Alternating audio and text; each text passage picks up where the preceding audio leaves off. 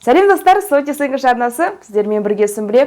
Бүгінгі видеода біз сіздермен комментарийде ең жиі көп сұралған тақырып wish туралы қарастырамыз. Ол туралы маған жекеге де жазады, wish туралы. Қашан видео түсіресіз, wish туралы түсіндіріп беріңізші, wish. Wish тақырыбы жоғары деңгейлерде қарастырылады, бірақ бүгінгі видеода мен сіздерге максималды түрде жеңіл, оңай тілдермен түсіндіріп айтып беремін. Сондықтан ол соншалықты қиын болмайды. Өте оңай, мен ойлаймын сіздерге ол тақырып ұнап қалады деп. Soti's English. Wish'ті қай кезде пайдаланамыз? Wish'ті осы шақта, өткен шақта, келер шақта да пайдаланамыз. Келесі бір жағдайларда, егерде біз бір затты басқаша қылып өзгерткіміз келетін болса, өзіміздің өмірімізде болып жатқан бір заттарды біздің қолымыздан келмеуі де мүмкін, бірақ біз басқаша болғанын қалайтын болсақ, немесе өткен шақта бір болған іс-әрекеттерге өкінетін болсақ, біз оны өзгерте алмаймыз, бірақ солай болып қалды.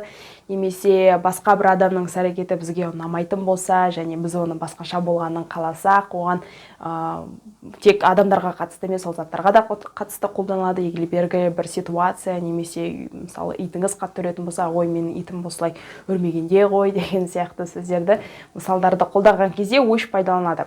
Қазір бірнеше мысалдарды қарастырайық, сонда түсініктірек болады. Бірінші қазақша айталық, мен ағылшын тілінде емін-еркін сөйлегенде ғой. Немесе мен сол кезде ақшаны құртпағанда ғой. Немесе мен Сүмбіленің Soti's English'та курстар бар екен ертерек білгенімде ғой. Ертерек жазылып, ертерек үйренетін едім. Маған көбісі жазады. Мен сізді YouTube'да қанша 1-2 жыл көріп жүрмін, бірақ сіздің курс бар екен енді ғана біліп отырмын деп. Егерде сіз білмесеңіз, менде курстар бар, ол туралы кейінірек қазір айтып беремін. Одан бөлек, сен қазір осында жанымда болғаныңда ғой, немесе сен сол кезде менің жанымда болғаныңда ғой, немесе сол кезде сенің кеңесіңді тыңдамауым керек еді, тыңдамағанымда деген сияқты мысалдардың барлығында ағылшын тілінде wish пайдаланылады. Енді wish сөзінің үш түрлі шақта қалай пайдаланылатын формуласымен және мысалдармен қарастырайық. Алдымен осы шақта қалай қолданылады? Осы шақта бірінші субъект, сосын wish-тан кейін past simple қолданылады. Осы шақтағы қалауларымызды айтқан кезде wish-тан кейін present simple емес, past simple, өткен шақта пайдаланамыз. Мысалы, менде көбірек бос уақыт болғанда ғой. I wish I had more time. I wish I had болып тұр. Немесе мен көбірек ақша тапқанымда ғой. I wish I earned more money. Мен сонда болғанымда ғой. Сонда. I wish I were there. I wish I was there деп те пайдалануға болады. Бірақ wish пен бірге were да айтыла береді айдан кейін. I wish I were there. Past simple'дан бөлек could да пайдаланылады. Осы шақта егерде бір нәрсені істей алғанымызды қалайтын болсақ. Мысалы, көлік жүргізе алғанымда ғой. I wish I could ride a car. Wish сөзін шынайы емес ситуацияларда да қолданыламыз, болуы мүмкін емес ситуацияларда да. Мысалы, мен құс болғанымда ғой. I wish I were a bird. Wish сөзін тағы біз өміріміздегі кейбір қалыптасып қалған әдеттерді өзгерткіміз келген кезде, мысалы, мен суды аз ішемін, бірақ суды көбірек ішкім келеді деген сияқты сөйлемді айтатын болсақ, онда I wish I drank more water. Немесе мен көбірек көкөніс жегім келуші еді, бірақ қазір тамақтаным онда емес, бірақ көкөніс жегенді қалаймын деп айтатын болсақ, I wish I ate more vegetables. Бұл мысалдардың барлығы wish сөзінің осы шақта пайдаланылуы, яғни қазіргі кезде болып жатқан заттарды біз өзгерте алғанымызда ғой, басқаша болғанда ғой деген біздің қалауымыз. Енді өткен шаққа байланысты болып қойған іс-әрекеттерге өкініш болған заттарды бірақ біз өзгерте алмаймыз, бірақ соған қатысты сөйлеп айтқан кезде егер солай болғанда ғой, бүйткенде ғой деген сияқты мысалдар. Қазір алдымен формуласын қарастырайық. Сонымен wish-тан кейін өткен шақта past perfect қолданады. Had және етістіктің үшінші формасы, немесе ed жағынады, егер етістік дұрыс болатын болса. Мысалы, осы жұмысты өткен аптада істеп қойғанымда ғой. I wish I had done it last week.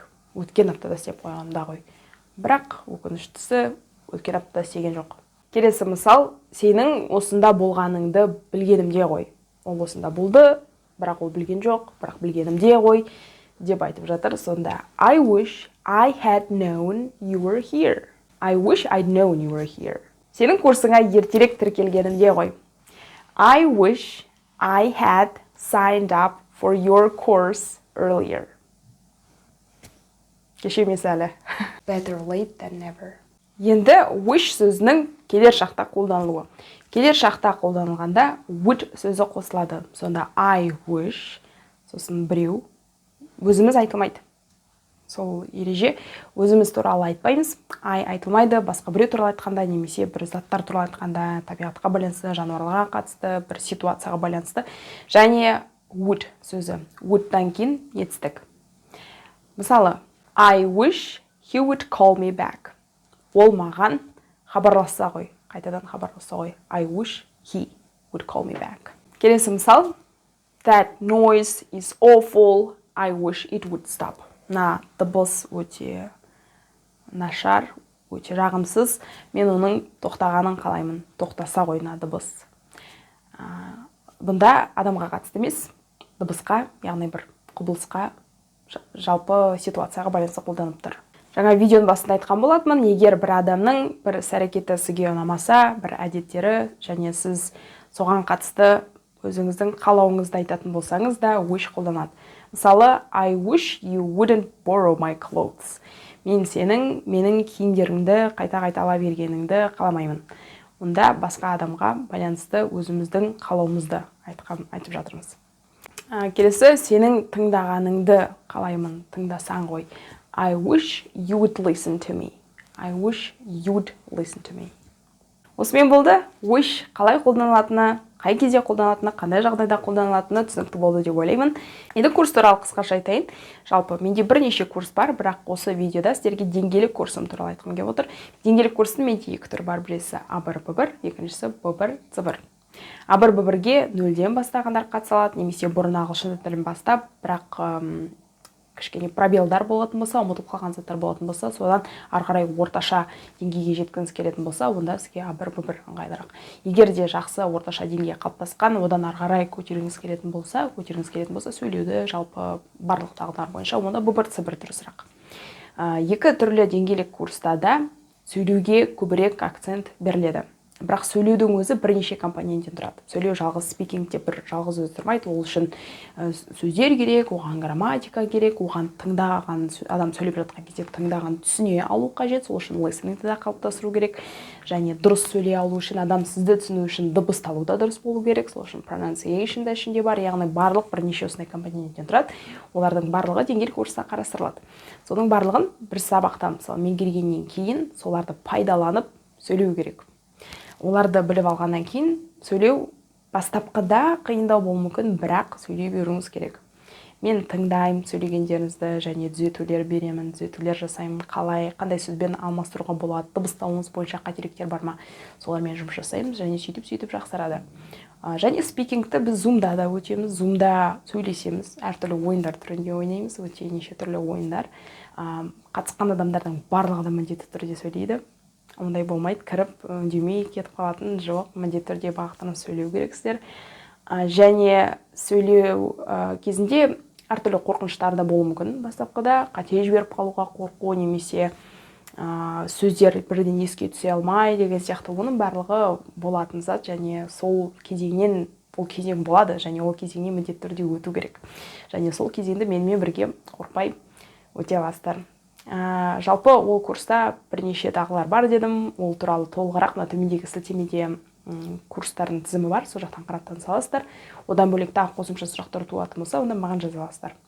Сол сайттың ішінде маған WhatsApp-қа сілтеме бар, және басқа да менің осындай желі сілтемелер бар. Инстаграмға қосылыңыздар, TikTok-та болмасаңыздар, TikTok-қа қосылыңыздар. Және сұрақтарыңыз болса, ұялмай жаза беріңіздер, комментарийға болсын, маған WhatsApp-қа болсын, Инстаграмға болсын, жаза беріңіздер. Сол, енді сондықтан сізді курста күтемін. Маған жазатын болсаңыз, мақсатыңызды айтыңыз, және қазіргі деңгейіңіз шамамен қандай болатынын жазыңыз. Сол мақсатыңызға байланысты ары қарайғы жұмысты да мен жоспарлай алатын боламын. Сонымен, енді сіздерге соңғы бір тапсырма, ол төмендегі комментарийге бүгінгі тақырып бойынша 3 сөйлем жазу. Біреусі wish'ті осы шақта пайдалану, өткен шақта және келер шақта. Жаңа 3 түрлі формуланы қарастырдық, және мысалдарын қарастырдық. Соны жақсылап бекіту үшін, жақсылап еске сақталу үшін соған байланысты 3 сөйлем құрастырып жазыңыздар. Жақсы достар, бүгінгі видео пайдалы болды деп ойлаймын. Егер де видео ұнаса, лайк басыңыздар, каналға тіркелмесеңіздер, каналға тіркеліңіздер және жаңа видеолар жіберіп алмас үшін қоңырша белгісін басып қойыңыздар. Келесі кездескенше, бай!